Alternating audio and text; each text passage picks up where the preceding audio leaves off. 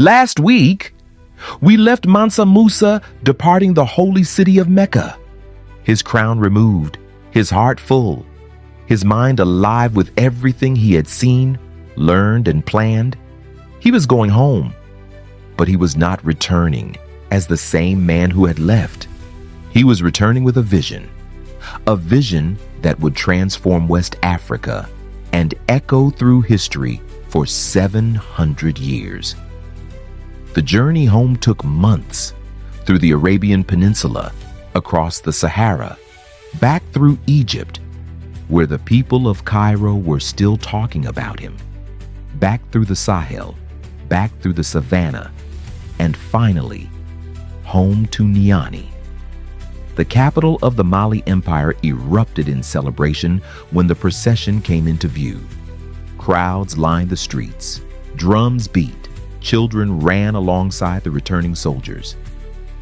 But among the procession, returning with Mansa Musa, there was a man the people of Niani had never seen before. A man from the other side of the world, from the great city of Granada in Islamic Spain. His name was Abu Ishaq al-Sahli, and he had come to build. Mansa Musa gave al-Sahli a mission that would have seemed impossible to anyone else. Build me a mosque in Timbuktu, not any mosque. The greatest mosque West Africa has ever seen. Al-Sahili looked at the land around Timbuktu. He studied the available materials. He considered the climate.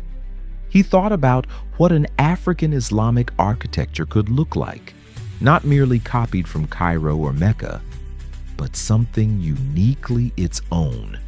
And he designed the Jingwaraber Mosque. Construction began in 1327. Hundreds of workers, mud, brick, and timber, a pyramid-shaped minaret rising from the desert floor, wooden beams protruding from the walls in the traditional style, not as decoration, but as permanent scaffolding for the annual replastering that would keep the structure standing for centuries. It was genius, because al-Sahili understood something fundamental about building in West Africa. The rains come every year, the mud erodes, so build the scaffolding into the walls themselves, make maintenance part of the architecture. The result was a building unlike anything West Africa had ever produced. Mansa Musa paid al-Sahili 200 kilograms of gold for his work.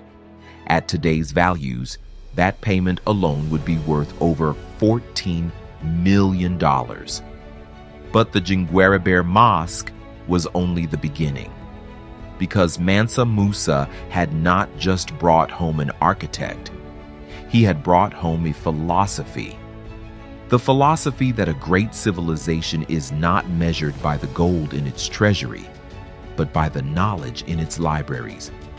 And so, alongside the mosque, he began building something even more extraordinary, a university, the University of Sankore in Timbuktu.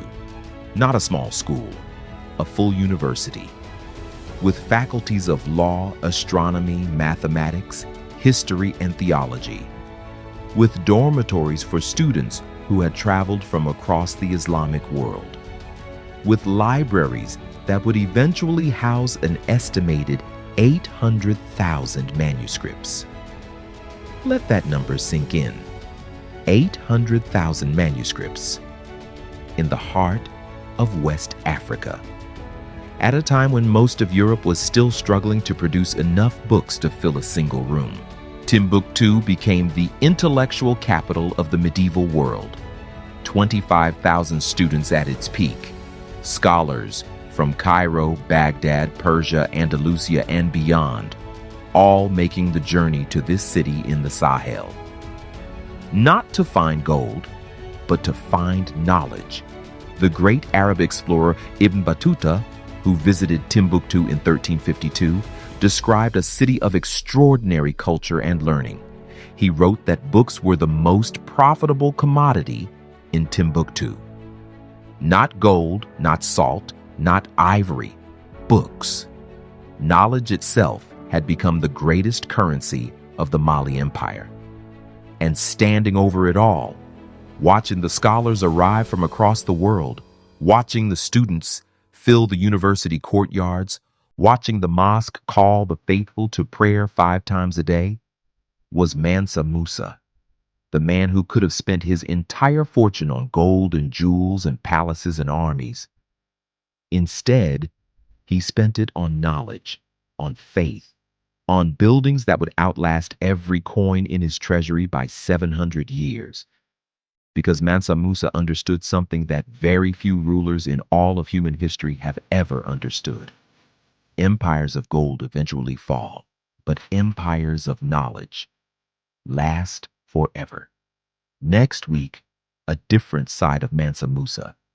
Because for all his faith, his generosity, and his love of learning, Mansa Musa was also a conqueror. During his reign, he expanded the Mali Empire to its greatest territorial peak. He conquered 24 cities.